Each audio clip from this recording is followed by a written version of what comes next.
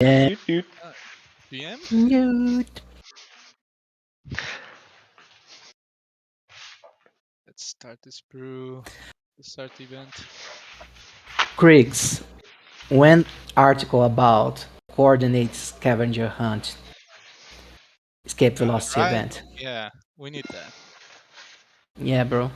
Come on.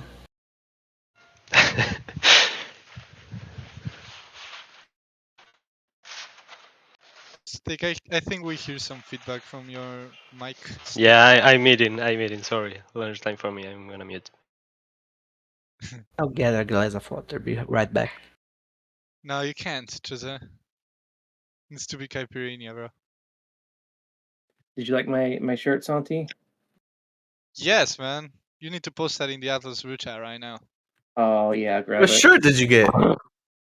I tagged you, bro. Did you? What the frick? It's an early OG VIP shirt though, so it's got like the old logo. Yeah. You gotta show me. All right, once We are Jose's back, we'll imprinting start. the IP rights. Jail. The Chris, don't classic, sue me. the classic Jail. Calros of just breaking the rules. It's fun.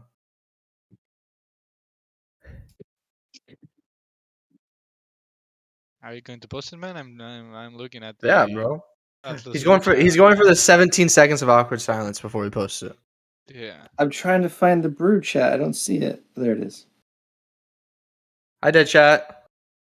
GM.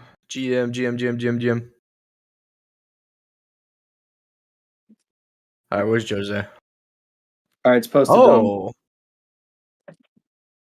Yeah. That's super cool. Probably oh my limited god. edition. Oh my Since- god, that's actually sick. Yeah, that's jail now. Yeah, that's actually jail though. So sorry. Those are fucking badass. Jail. Alright. The good- Tagline Park. The good news is these are the same kind of I think shirt brand that Kriggs is using. So I've worn one, and it feels amazing. Like it's really nice fit. Has a lot nice texture. So I can say like you can buy anything off the Gallia merchants, and it's gonna be fucking fantastic. Yeah, I just got my merch from Galley Merchants a couple days ago. I got a hat and I got myself a shirt, and I like it a lot. All right, Santi, you ready? I think we can get started right now, right? So welcome everyone to the brew. Brew number, what's the number? 61. 61, ladies and gentlemen. We're getting close to a year. How much is a year? How many weeks? Bro, we've passed a year, man. I'm sorry to say. Really? Yeah. How many weeks is a year, bro? It's 52, bro. No, 54. Oh, man. 54. Let's make it 54 54. this time. Well, I'll need to remember for the next one, though. But when we make, we didn't make a 1 year special. Like, what is wrong with us? Well, okay. Welcome to the brew, brew number 61. If you don't know what the brew is the weekly event where we theory craft and discuss everything or anything Star Atlas related. And this week we will be talking about economics with our friend Chris from the econ team. But before we get started, I want to introduce my co-hosts. Dominic, how are you, sir? I'm doing damn good today. I say it every time, but I'm doing really good today. I'm excited to talk with Chris. Chris is generally one of the smartest people I've ever met, and he's super into economics, and that's what we're talking about today. So I'm super excited about that. Super excited about Jose's special kind of brew that we're going to talk about it today, but super excited about that for next week. It's gonna be a good day. It's gonna be a good brew. Sit back, relax, get your coffee. Let's have a good one. Exactly 1 week after Escape Velocity launch as well. So it's going to be interesting to see all the data and everything that we have prepared. Jose, how are you, my friend? Doing great as well, Santi. Super excited for this brew to learn more about the economic side of escape velocity. And as Dominic said, I'm really looking forward our event next week. I want to see the guilds and people of Star Atlas making some noise. Let's drop that tank ship. And yeah, super excited for today's episode.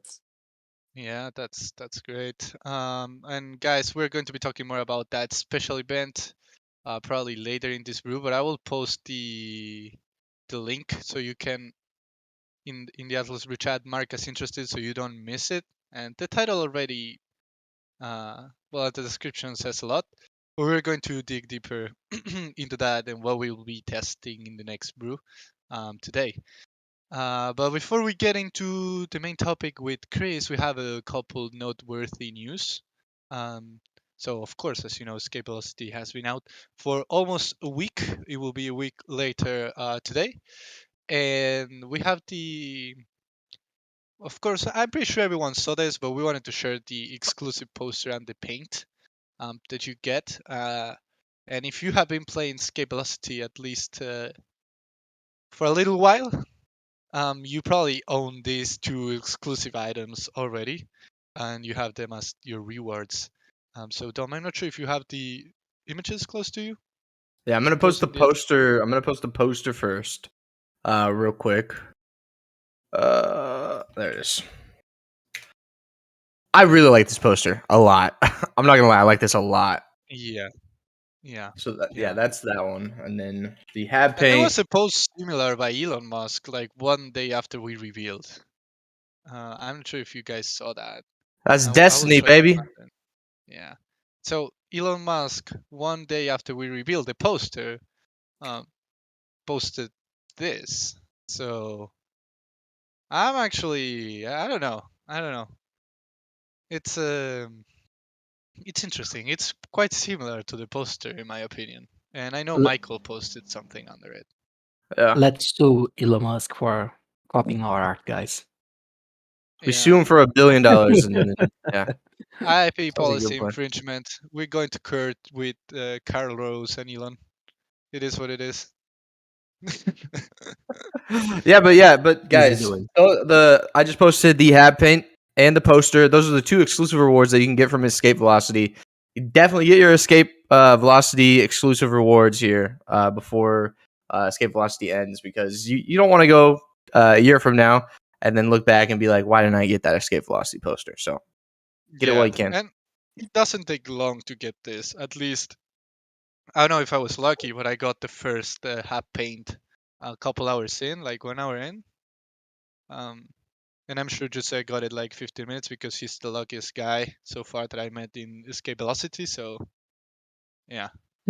I don't know. Man, I have a shit ton of posters, bro. Just 10,000 clicks. Yeah. Oh, man. But yeah, that's one thing that we wanted to share. Another one is that the core episode 6 Star Atlas version is about to end. So if you're interested in getting the core episode 6 cover from the Star Atlas marketplace, you have limited time. So make sure 50 to go. minutes. 50 minutes. So make 50 sure minutes to and go. 30 seconds to be exact. 29 seconds, 28 seconds, 27 seconds. I'm not going to keep going, but you get it. That's precision there. So if you guys are interested, of course, you can buy it from play.staratlas.com. So make sure to get it. Another thing is the IP policy is open. Big. It launched. It's huge. So if you're interested, you can go to build.staratlas.com and also to our channels. We just opened some channels here in the Discord in our home. So I'm sure, Dom, if you can link them. So I'm gonna I'll link the announcement that I did. It has all the channels in the announcement too. But I don't know. I almost joined the amphitheater.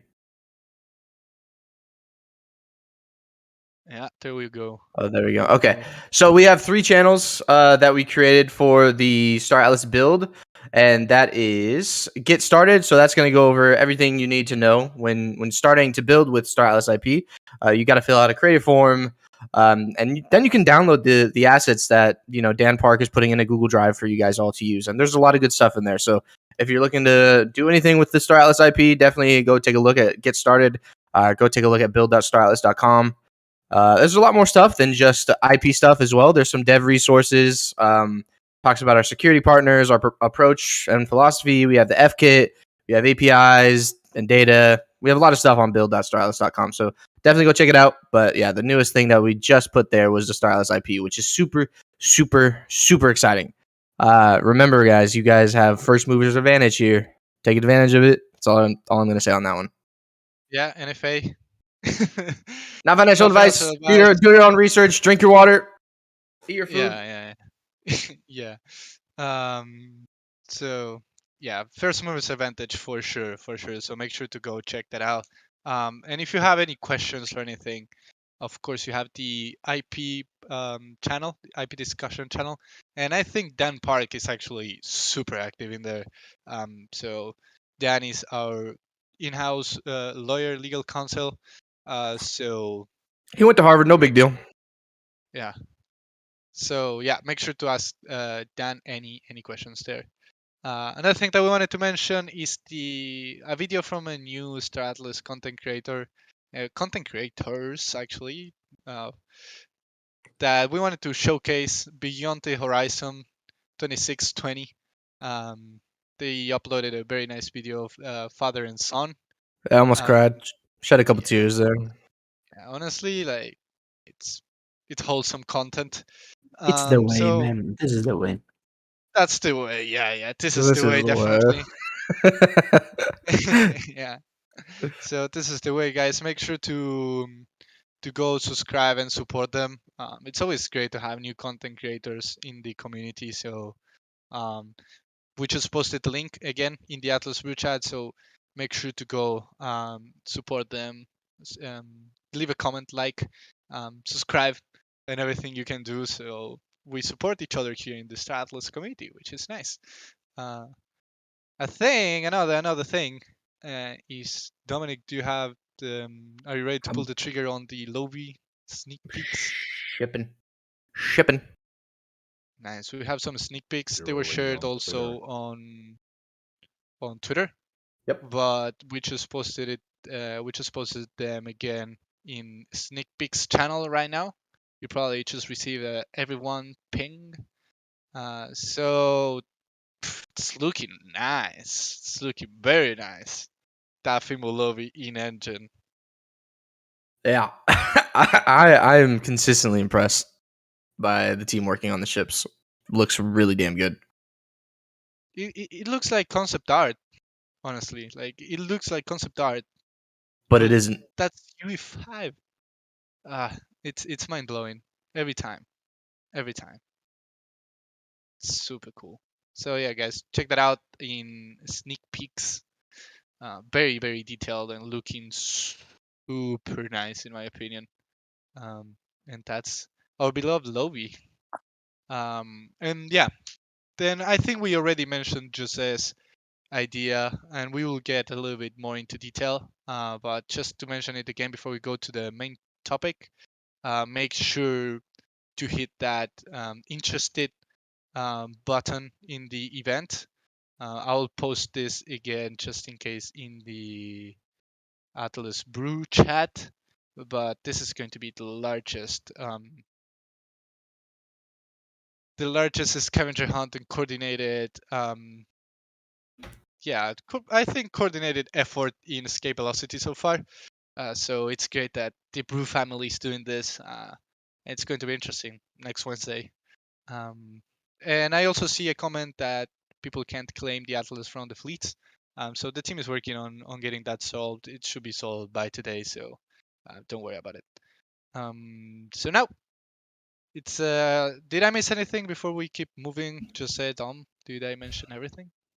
No, I think we're good. Yeah, you got it. Nice. So now I wanted to introduce our guest for the day. You already know him. He was in the town hall, in the last town hall we had, and he has been on a couple of shows already here in the community with the community. So our guest today is Chris from our econ team. How are you, Chris? Oh, I You might think be I on need push to give you talk. mod.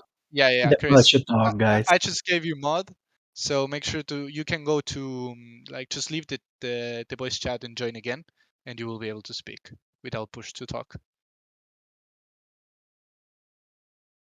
He might need to turn off push to talk now. If you From turn on his- push to talk, yeah, you will need to turn it off again. So Just Chris, saying. go to there we go. Oh, Yeah. yeah. Boom boom bop. We heard you. You guys are talking about how experienced I am on these things, and I don't even know how to get the voice to work. It's always tricky, man. It's always tricky. I haven't No. seen anyone that doesn't struggle with push to talk, honestly. So don't worry No, about it. no worries.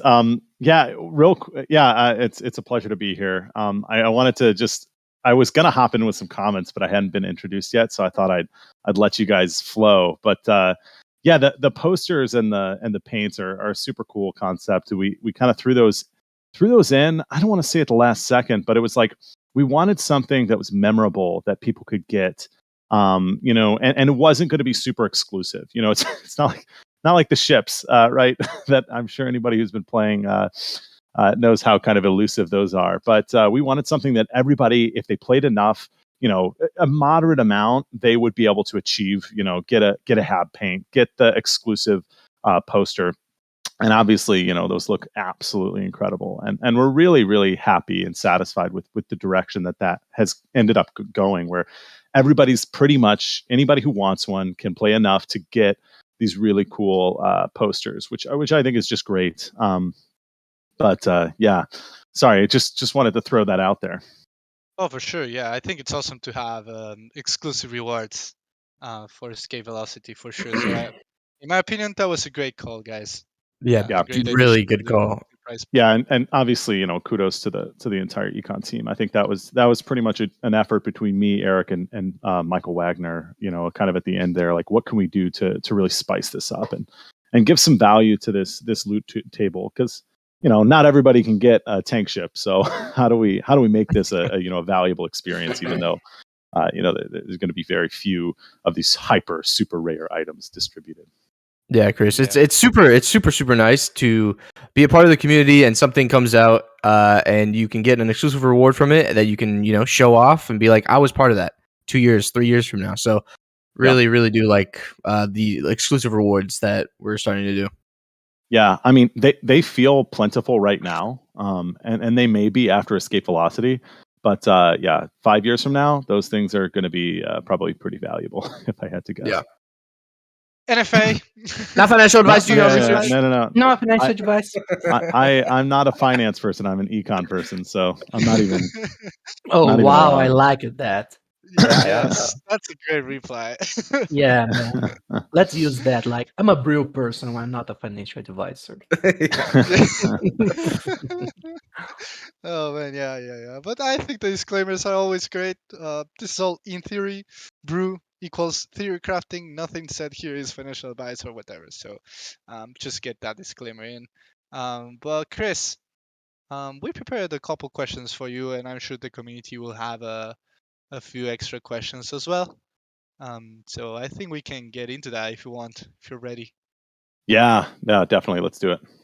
Awesome. And I also see Eric here in the chat. Eric, I'm not sure if you're able to talk, but in case you want to talk, I gave you mod as well. So that means if you want to talk and you don't want to use push to talk, you can leave and rejoin, and you will be able to talk as well, I think. So this is the Chris show, man. Let Chris go, buddy. He's got it, man. I'm sure. Yeah. I just gave it to you as well, just in case, man. In case you want to make any comments. I'm here for moral support. Eric will ping me privately if I say anything untoward. Yeah, that's probably true. Oh man. But yeah, let's start with some questions.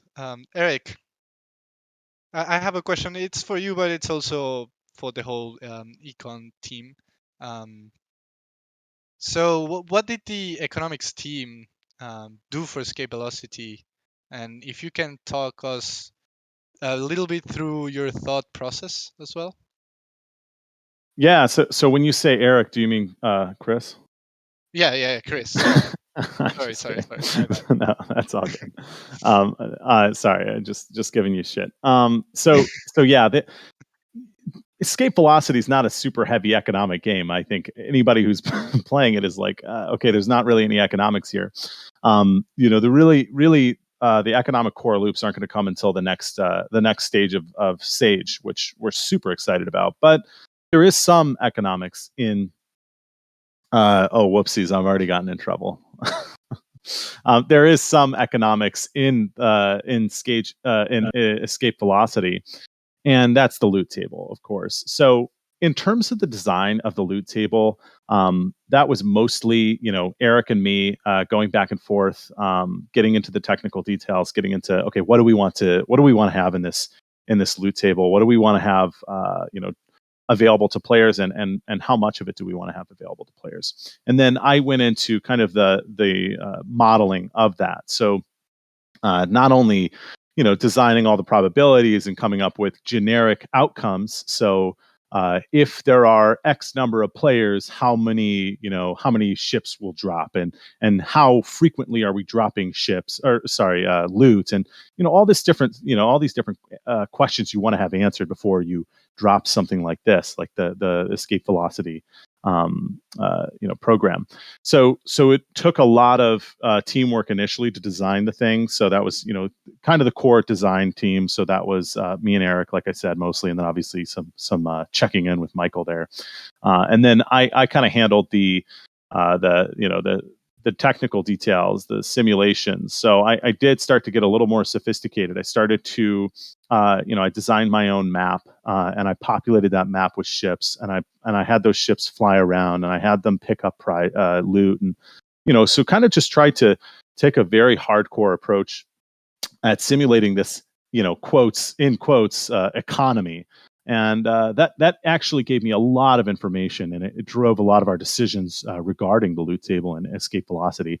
And we'll probably get into it a little bit later, but we've had great success, especially as an economics team, but of course as a company. One thing that's kind of unique about this system that you might not realize is that the loot table is a global table.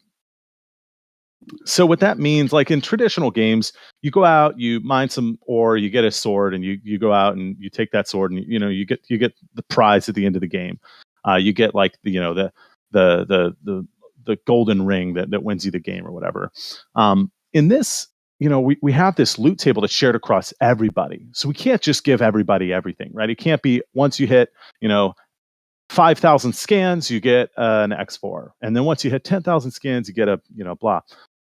It had to be probabilistic, and what that means is that every single time somebody does something, you have a probability of getting a piece of loot. Now, in particular, the loot has a probability of dropping on the map, and then you have to go out and find that. So the idea was, how can we reward players for a contributing effort? So scanning, warping, contributing multiple fleets. So you've got one wallet, and I know a couple people who have at least dozens of fleets. How do we reward those people? Well, this probabilistic model really works well, because not only does it limit the total amount that we're dropping in this loot table, so that it's economically feasible and economically responsible for the entire Star Atlas ecosystem, but also, how do we make it fun for a player, and how do we make sure that we're rewarding that player? If we had a single probability, let's say we had everybody in the map has a 1% probability of getting a prize at any time. Well, that doesn't reward you for your actions. It doesn't reward you for participating more than somebody else. This is a numbers game. The more you participate, both in terms of your scanning, but also in terms of your fleets, your fleet size, that's going to determine your success in escape velocity. So it was a huge challenge, and it was really fun to kind of create this global table that's pretty uncommon in video games. Even in MMORPGs like Sage, it's not super common to have like a global shared loot table. There are some games that kind of do this, but we're one of the very few that's done this. So it's been really, really fantastic.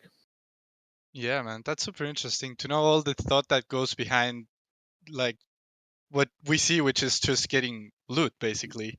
And one thing one thing I think you guys nailed is the frequency in which you get this loot, right?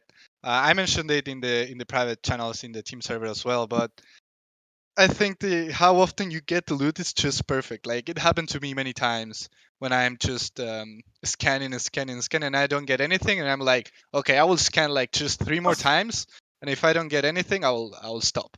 Yeah. And in one of those last times, you always get that loot that keeps you going. So it makes it super fun for the gameplay experience and and that Yeah. kind of like addictive That gameplay. that's fantastic to hear. And that's I think where the art comes in, right? You've got game design and you've got game economics. And where those two things come together is really what the heart of games are, right? Like the heart of the game is like, okay, is this thing well balanced, both in an economic sense, but also in a game feel? And oftentimes it's called flow in video games. And flow is basically like, do I have a motivation to go to my next action? Am I getting rewarded enough? And so that's something that I think it's like I said, it's more of a magic that happens. It's an art. It's something that can't just be you can't just do it. You can't just design the game to do it. Now, I say that because the original loot distribution was very scarce. It was far scarcer than the loot table that we actually ended up dropping. So you would probably only get, you would get a reward maybe every 10, 15 scans, you would get something, maybe even less than that. But there was feedback from the team and especially from Eric and Michael that they were like, how can we reward players more? So what we did was we took that super low end of the distribution, those R4 and Atlas, and we said, okay, let's just divide these by 10. So you get a little less when you get a reward, but you get more rewards. And it's exactly that point you brought up, Santi, where you want to keep the player coming back. Because if you have them get a prize every, 20 scans, and obviously the scans are not deterministic. It's just probabilistically, you're probably going to get a loot after X amount of scans, right? So how do we make sure that people are engaged? Well, if we make it so that you get a huge piece of loot after 100 scans, that's all great and fine. But the vast majority of players aren't going to go and scan, 100 times. They're going to get to scan number 85 and they're going to say, "F this, I'm done. This is boring. I'm going to go play something else." So that was a really awesome kind of, not only an amazing work of teamwork between me, Eric, Michael, working together to change the table. I got a sword. But also, I hear somebody's voice. I'm not sure. Yeah, somebody just screamed he got a silver. Which is great. Respect to whoever said that. Congratulations, man. I think it was Gladiator. Gladiator. So we actually had the opportunity, and this was really fantastic, to work with Jacob, the CTO at Automata, to update this loot distribution, to update this loot table. So we worked. It was like a really, really awesome marriage of teams working together to get this change. It was the full economic feedback loop. Okay, what is the economy doing? We designed it. It gets out there. People play test it. They say, I want you to tweak this. I don't think this is great. We reevaluate. We run some simulations. We give the new values, and the technical, geniuses in the engineering departments implement those changes. And it's just this perfect cycle. It was really, really a fantastic effort there, and we're really happy with, like you guys said, we're really happy with the loot distribution, how it feels to be a player, in Escape Velocity. I think the success of the program has completely blown our minds, and I think it comes down to the fact that this game has a lot better flow than we expected. You move pretty quickly. You can scan pretty quickly. You can do all you're pretty much doing something constantly, especially if you have 5-10 fleets. Oh, for sure. I could go as far as 5. If I have like more than 5, it's quite difficult to manage, at least for me. So it keeps you entertained for sure, and I think you achieved that perfect flow. I think with the rewards and how often you get them. It's always good to see that in your screen, like you found loot and you're like, oh, what did I find? And anytime you find it, it could be something bigger, or so that experience, I think it's actually great. But I know, Chris. We got this question. This is just a follow up that I just had. Um, I know we got this question, and it speaks on the balance of things. Some people were like, "Why do we get such small loot right now? Like, why aren't the rewards higher?" And you replied in Foundation Room with something that was perfect. So I just wanted to ask it to you again in case someone missed it. Like, why are the rewards not higher? Well, so I think I've answered this question a couple of times in different contexts, but at the end of the day, it ultimately comes down to the fact that if every single person who put in 10 hours, into escape velocity got an X4, that might feel good for the players, but ultimately it's going to destroy the economy, right? We can't just dump tons and tons of value into this economy, or it's going to have lasting consequences. It's going to have a negative impact on ship prices. It's going to have a negative impact on the secondary market. It's going to have a negative impact on the entire ecosystem, and nobody wants that, right? Like if rewarding players now gives us a 10% boost in, I don't know, sales or user acquisition or something, but it comes at the cost of a year from now the ecosystem being absolutely decimated, well, then we've failed as an econ department. So, and I'm not sure if that was the answer you were looking for, Santi, but yes, for sure. I think it was a tough balance, right? How do we make people feel like they are getting something for their effort? Because this is a test, right? This isn't full Sage game. This is us asking the community, hey, come test our technology. Look at this really cool stuff, and we're going to give you something in exchange. And yeah, I'm sure it's super difficult, right, to balance that, like, community expectations of what they want to receive, and you're trying to give them that, right? But then also balancing, you don't want to mess up the economy. You don't want to just completely blow it up. So, yeah, I'm sure that's quite difficult. Yeah, and if this was a Web 2 game, by all means, we give everybody a big ship. But it's not a Web 2 game; it's a Web 3 game. We're starting a new type of ecosystem that hasn't really been explored all that much. And in order to succeed at that, we have to be careful, and we have to be conscientious of this precious economy that we're building. That it is wildly complex for as simple as it is at this point, at this stage in its life. Yeah. Chris, I actually had one more follow-up question, and going with the trend from Santi, just putting you on the spot here. Are you, and feel free to just completely say, like, I can't answer that, or I don't want to answer that.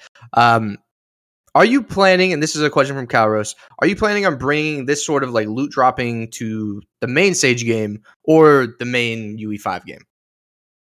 So, I mean, I'll heavily caveat this with, I'm not the game designer, right? I'm the game economist, and I can, my job is to work with the game design. If the game designers want loot drops or want some sort of scanning protocol, then that's what we do, and we work on trying to make that work, right? My job is to make the game work in an economic sense. So I'll caveat with that. There's obviously going to be there's going to be a whole bunch of like loot type of gameplay, right? There's going to be data runners, there's going to be scavenging, there are going to be a bunch of different kind of exploration careers that are focused on exploration that'll definitely use some sort of like random drop mechanism. Now, with respect to randomly dropping ships on the map, I would guess no. We have no idea. Who knows what the future holds? There's no plan right now to just have random, loot drops, because eventually we want this to be a production economy. We want people to build and participate in the production cycle. So I can't imagine we would keep this loot dropping mechanic going. Besides it being a much more in-depth, much more, like exploration, you're looking for ancient shards, you're looking for pieces of, artifacts and, cool, like gameplay-driven things. But that's all kind of a game design. Yeah, thanks, Chris. Appreciate that, man. Okay, well, I'm going on to the second main question, which is, What did the econ team learn from escape velocity? Any findings or learnings you want to share with the community that could potentially be used in the future, or things that could be taken away in the future? Just kind of that direction. Yeah, I mean, I'll start with kind of like the boring answer, and it's that we've learned that it worked. Like everything we did, everything we planned, worked, and the system that we designed worked as intended, and the communication between our team and the engineering team worked. Like it was kind of, I know that sounds like a cheap answer, like a cop out answer, but it's not. Like we didn't know what was going to work and what wasn't going to work. I mean, escape velocity is not the most complicated thing in the world, right? This isn't rocket science from a design point of view, but from an engineering point of view and from an economic point of view, it is kind of a big deal, right? I'm talking about we're talking about blockchain, we're talking about global prize pools. Like this is relatively uncharted territory. And the fact that it worked is pretty spectacular. And, to go deeper, we have learned things about our work processes that, we can improve here, or, this works really well, or, we need to update this protocol. We've learned about kind of operational things, which is completely invaluable. To get a little more concrete, you guys have seen all the stats and stuff posted in the spoilers. Like, you've seen these sweet stats. We've got my most up-to-date data says close to 500,000 loot found. I've got 44,000 wallet connects, although that number is kind of iffy. I've got about 22,000 ships in Sage right now. Almost 6 million scan actions, almost 3 million warps. Like we just got crazy numbers, which is fantastic. And of course we've learned that. And, and I think it's fair to say that's what we've learned. But you guys have seen all that. So, from a, maybe something that's more on the game economy design side is that we've learned a lot about participation, and we've learned a lot about player behavior. Not just like where are people floating around, why are they going here, why are they scanning there, but like, so for example, we've got between scans and warps, we've got about 1,000 actions per minute on average across the whole entire escape velocity campaign so far. And there are about 22,000 active fleets in Sage. What that means is there are 22,000 fleets in Sage. Some have been despawned and some have been spawned, but the net is about 22,000. So you can think of this as like a per second participation rate is 4.5%.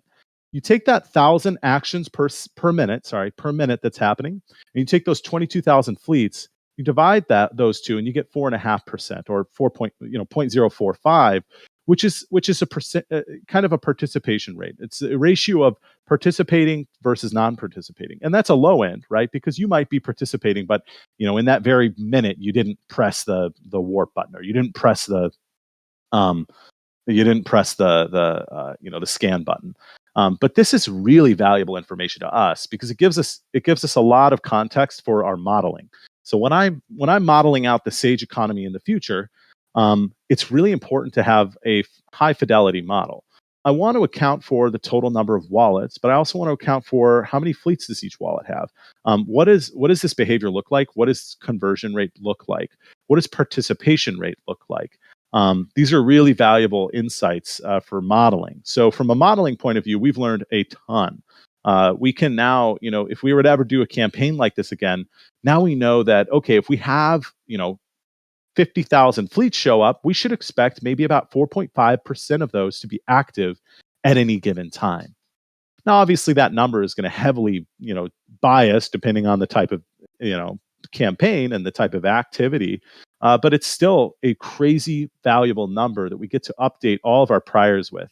And our priors are basically our intuitions. Right now, we're starting to get information that's updating those priors, so that's no longer just intuition and no longer crude metrics. It's highly specific, highly detailed metrics that we're able to update our priors with. So now we get to make these really, really great models and simulate really well. Chris, someone in the chat asked a really interesting question. Are you guys also gathering information on automation, scripts, and outclickers, etc. bots? Can you guys distinguish those behaviors? I won't speak too much on it.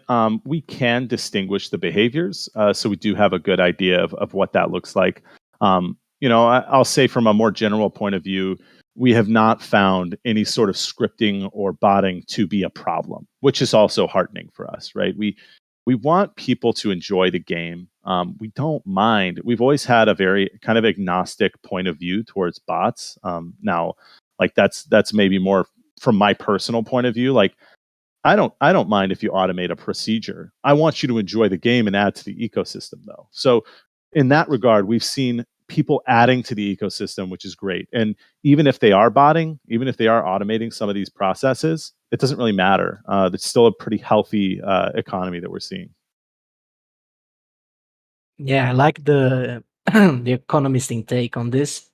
I also have a question more focused on the loot performance during escape velocity. How is the drop rate, the treasures that are dropping, and the overall loot table performance going according to your expectations? You already mentioned that most of the game is following the model that you guys envisioned, but is the loot as well performing as you guys saw it happening? Yeah, I mean, I think one of the things we're most excited about is just how closely the data are matching the simulations. Now, that is more so a testament to our rollout and how closely the actual, we have all of these models and fancy, this like ethereal stuff that we put out there, and we say, here's what it looks like. We've done these simulations, but when it comes to translating all of those values and all of that kind of ideal information into an actual game and seeing how the game actually behaves, that's a totally different story. You can have coding errors, you can have miscommunication, you can have all sorts of different problems that arise. And so for us to see our simulations, the simulations that I did for the loot table, for example, match up so closely to the actual data is pretty spectacular. So I would say it's well within our expectations. One thing I wanted to point out, I kind of at the town hall made this weird analogy about mice picking up cheese. I don't know why I chose that, but that analogy. But it's true, right? If you think about, like, let's say we had 1,000 pieces of cheese on the floor, we put 10 mice out there. How many pieces of cheese would those 10 mice be picking up every minute? Maybe 10, maybe 20. Well, if we throw 100 mice in there, all of a sudden that rate increases. So, with respect to like the actual model being, or the environment being in line with the model, it is really, really well aligned. Meaning, for the number of mice, for the number of players, the acquisition rate is exactly in line with the model, which is really fantastic. And I actually have I've designed a calculator, an algorithm that simulates the expected pickup rate for loot given a specific number of active participants, and those two numbers are within 2% of each other, which is fantastic. It means the model, the simulation I've come up with, is super aligned with the actual behavior in game, which is fantastic. I wanted to just kind of give you guys a little taste of what it is that I get up to. So here's a plot that hopefully is relatively easy to discern. You've got the blue line, which is the simulated VWAP over time. So I've got, for 634 concurrent fleets, we've got this like simulated blue line of the VWAP drop over time across hours. So this was for the first 100 or so hours of escape velocity. So the blue line is what my model simulated, and the yellow line is what the actual data came out to. So it's really cool because you can see well, obviously they're not lined up perfectly. They're very similar. And we're really mostly concerned with the means, because the only difference between these two models is basically random variation in the probability model. So it's really cool to see how these two models, or the model and the real data, line up so closely. And this is something that I can only do after the fact. Once I've got the data, I can basically plot it on top of my old simulations and literally compare them one for one, which is fantastic. So hopefully you got your screenshots. I'm going to unshare that. So, they got it. I'm sure. Oh, they for got sure they got it. but yeah, so a lot of fun to really like explore the data, compare the data to the simulations. In economic proper, like economics, the study of economics. There's a subfield called structural economics, and structural economics is basically coming up with a theoretical model, and training your model on data. What that means is, let's say you've got a model that says, okay, I think 30% of people go to college, and then 20% of those people go on to have kids, and then blah blah blah. You've got this model that explains how people behave, and you've got a bunch of outcomes like their lifetime earnings or their lifetime unemployment. And you can take the real data from a real world example, like Chicago, and you can use that data to train to the model that you created to come up with the predicted outcome. So let's say you've got a player who's flying around the ecosystem, and I want to implement a new change to the Sage ecosystem, the Sage game. And I want to say, okay, now there's going to be this new item that players can craft or something like that. I can use the data from my player, and I can use the new model, and I can smash those together, and I could get a prediction, a very, very detailed and accurate prediction about what's going to happen. That's called structural modeling, and it's very similar to what we're doing here. So that's kind of a small little insight.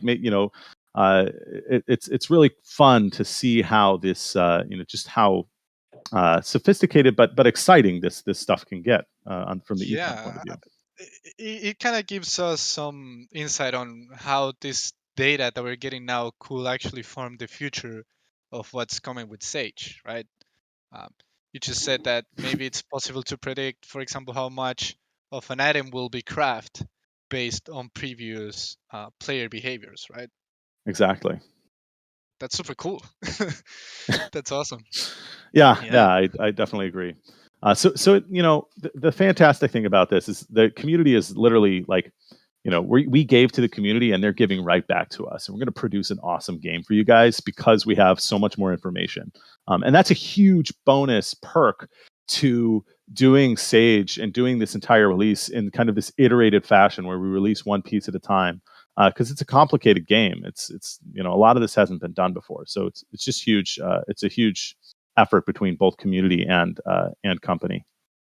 Yeah, it's awesome to see, and it's kind of like the first time that we do it as a company, because it's completely different to UE5 as well. I just don't want to get into the obvious, but it's the first time that this is done, so it couldn't be done in any other way, and we really appreciate everyone who is testing right now. So you're giving us all this valuable data, guys, so we appreciate all of you.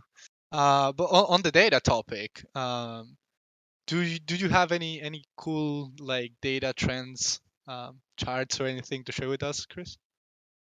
So it's funny, I like inadvertently added in a lot of data points and charts earlier in the talk. So I won't go over those again, but we do have some fun ones. Let's see.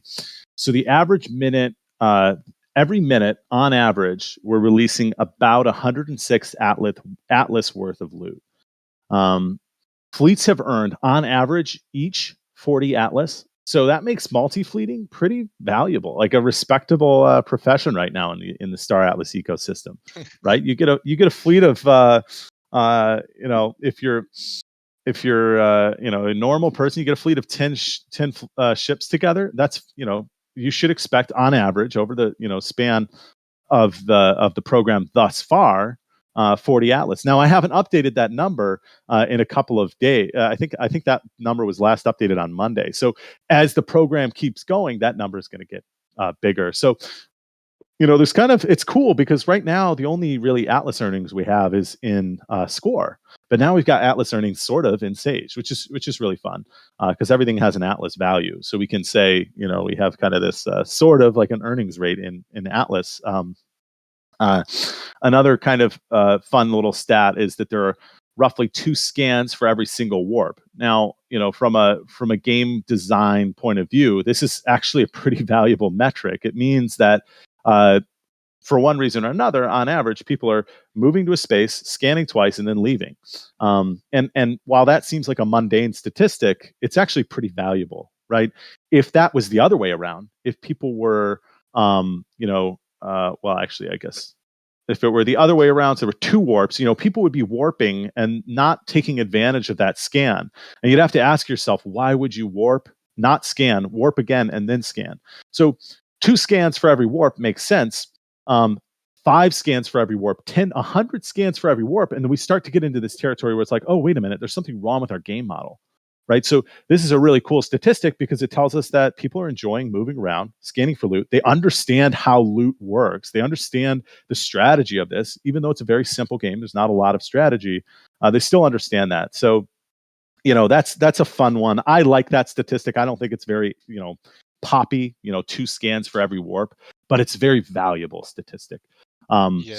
I was expecting a lot more, honestly, Chris. Like, I was expecting 5 scans per every. Oh, for sure. But you understand how that works. Like you scan that spot. The odds that a loot dropped since your last scan, I don't know, 15 seconds ago, pretty low. You might as well move to the next spot. It's like, because there are only about 1,000 other people doing what you're doing at that given time on this map right now. Now these numbers are all growing. All these numbers are growing. So in 2-3 weeks, maybe this is a totally different story. But I totally agree, Santi. I think it's really cool that people are moving around, scanning. Yeah, people are just scanning twice just in case. That's what we learned. Yeah. Chris, now I want to move to a topic that everyone wants to hear about. How can the community better their chances of getting better rewards?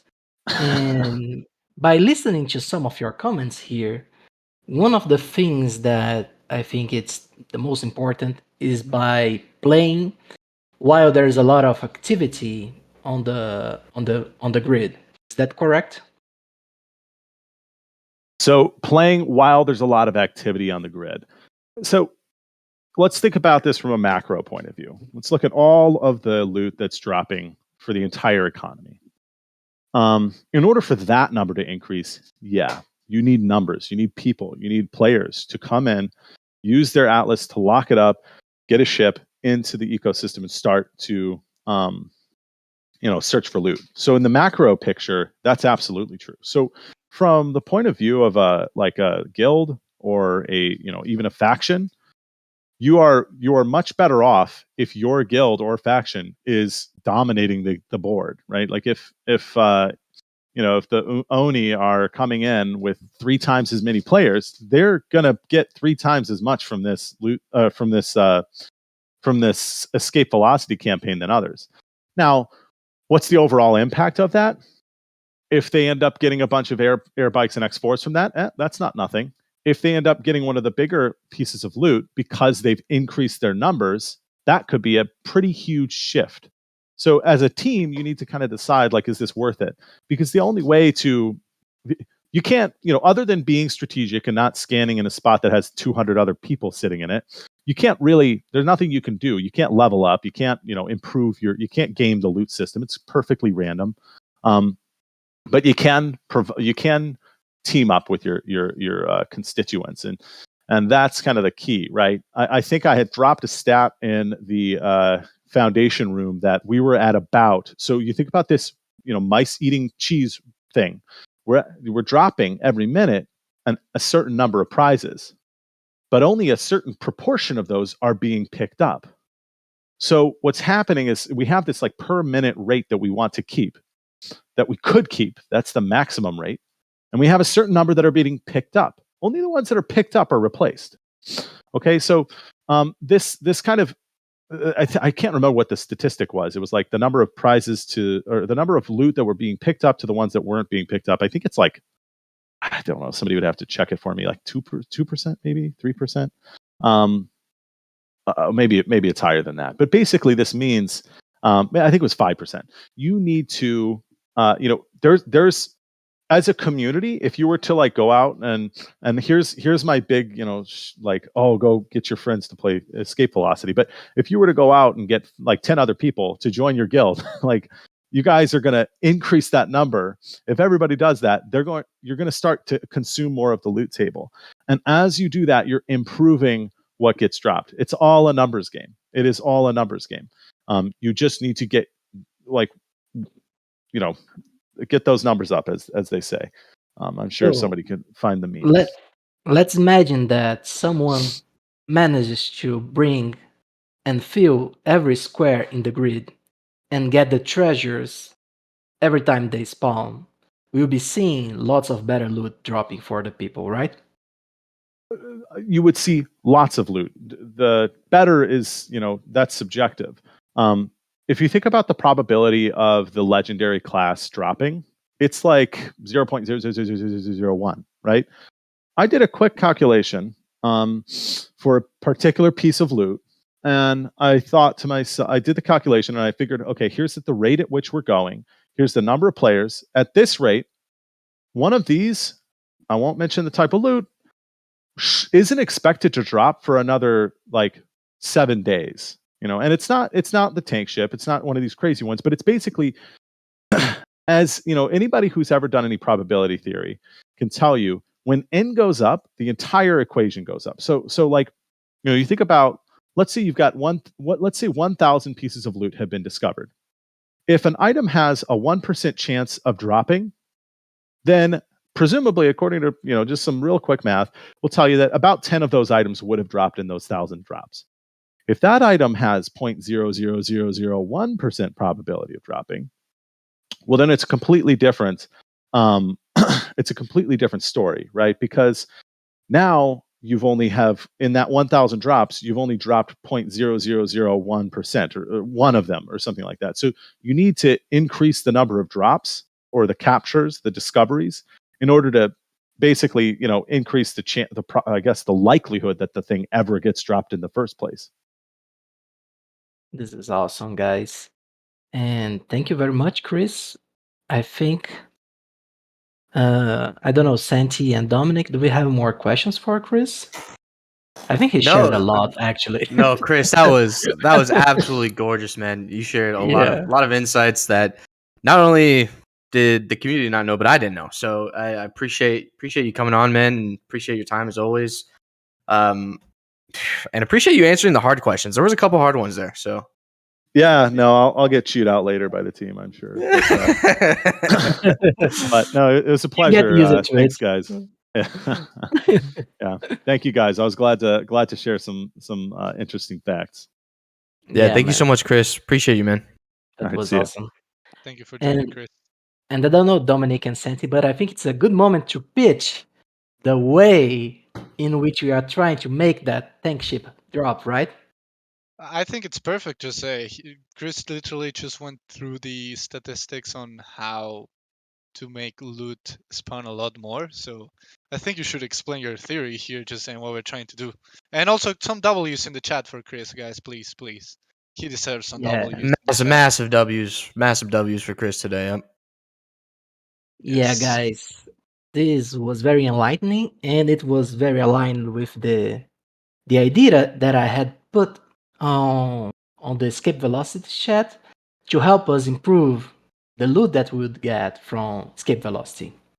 I had this crazy idea when I was playing around with escape velocity, and I was like, what would happen with the loot if we managed to fill the entire grid with the people from the brew and the guilds of Star Atlas and community, and we just spam like crazy people the scan button every 15 seconds, and we are farming the whole grid during the whole hour of the brew. So I was like, man, let's try that. So I created this announcement on the escape velocity. If Santi or Dom can drop it on the Atlas Brew while I explain. Yeah, thank you, Santi. Yeah. There you go, Jose. The idea is that Santi's on the case, brother. Santi's on the case, man. Yeah, man. The guy's steady. Only 3 hours of sleep, but I'm here, guys. So the idea here, guys, is that I have a sheet with the whole uh, escape velocity map, and I'm assigning different spots for different guilds. So you ask your guild leader to DM me and say how many fleets your guild is capable of spawning, and I'm giving you some lines on the escape velocity board. And what I'm doing is that I'm filling those as the requests come, and I'll also leave some spots open for people that doesn't have a guild or don't want to be part of a guild. They want to come by themselves. That's totally fine. And if everything goes right, we'll have the whole board filled with fleets from the community. And even if you're not part of a guild, like they can still come and play with us, right? Everyone needs to be here next Wednesday, 10 a.m. Pacific Standard Time, 1 p.m. Eastern Standard Time, and we're definitely, we gotta get a gold one. We have to get a gold loot on Wednesday next week. I can feel it. I can feel it in my bones man. right Imagine, now. like, for example, a Bosom Maiden Heart dropping for someone on the brew live while we are Dude, doing this. I'd freak out live in voice chat. It would be crazy. It would be crazy. And maybe we can even break the record of transactions on Solana, you know? Maybe what I want to do, like we do this for a part of the brew, and at the end, we start doing some crazy movement and scanning stuff, so everyone start moving around, and we pump some crazy numbers for Star Atlas, help spread the world, the holy gospel of Star Atlas. And I think it's going to be super fun, guys. Make sure to come to this brew. It's going to be super exciting. Yeah. Tell your guild leaders to DM me or DM me yourself with if you are not coming with a guild with the number of fleets you are bringing.